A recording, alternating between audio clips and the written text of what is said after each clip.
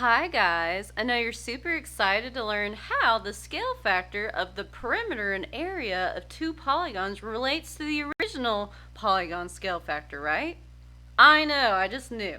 Okay, so today you should have already completed this activity where you found out how the perimeter scale factor and the area scale factor relate to the original polygon scale factor. So like if you're just comparing the two sides of two similar figures, that is the scale factor. So we're going to see how this relates to when you find the perimeter and the area of these similar figures.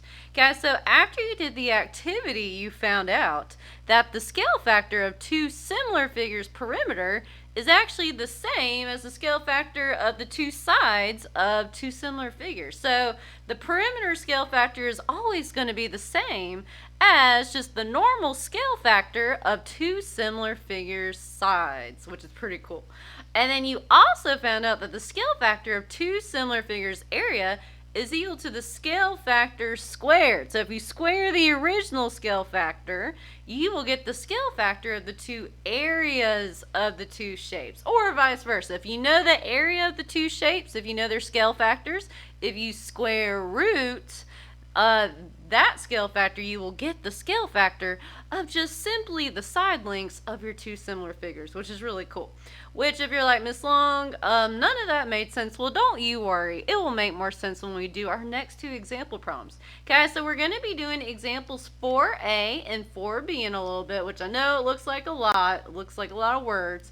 Guys, but it's basically all we're going to be doing is applying this concept to two similar figures. We're going to use this to help us either find the perimeter of the other polygon, which we don't know, or the area. Okay, well, let's get going on 4A where we figure out another shape's perimeter given the scale factor of the original shape.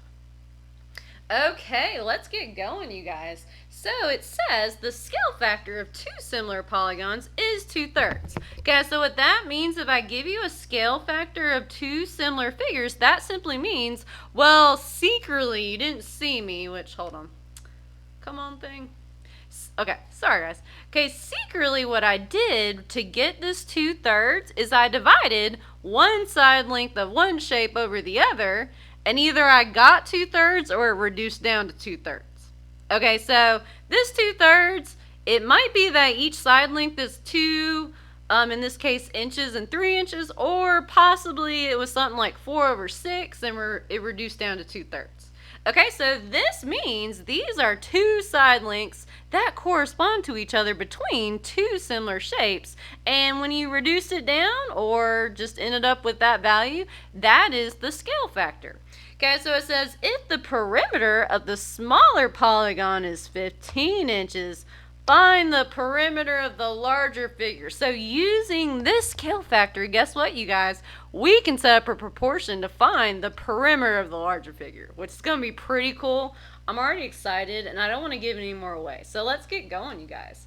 Okay, so when I do this, I'm going to first figure out how does the scale factor of the original polygon sides relate to the perimeter scale factor, where the scale factor is equal to the perimeter scale factor. So the polygon scale factor,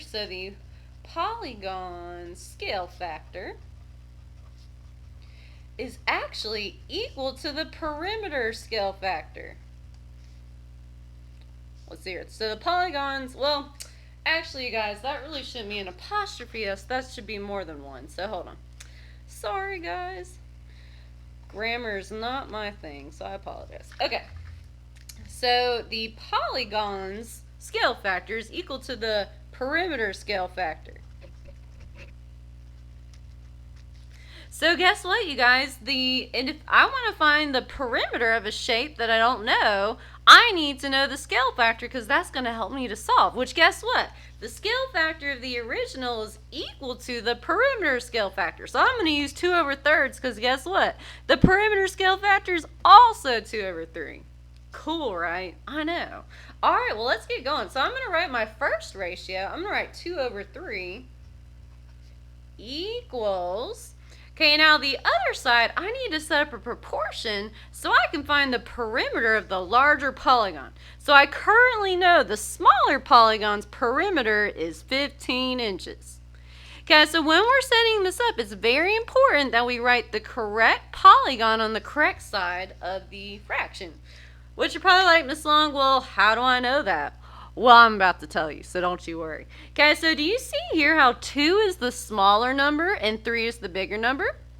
That corresponds to the smaller polygon side length and the larger polygon side length. So the 2 relates to the smaller shaped side, and the 3 is going to relate to the larger shaped side simply because it's a bigger number. So guess what? When I do this, I'm going to put the perimeter of the smaller shape on top because the smaller number is on top, and I'm going to put the perimeter of the larger figure on the bottom because the larger number is on the bottom on the other side. So don't overthink it. That's all you got to do. Okay, so my smaller polygon's perimeter is 15, and I'm trying to find the perimeter of the larger polygon.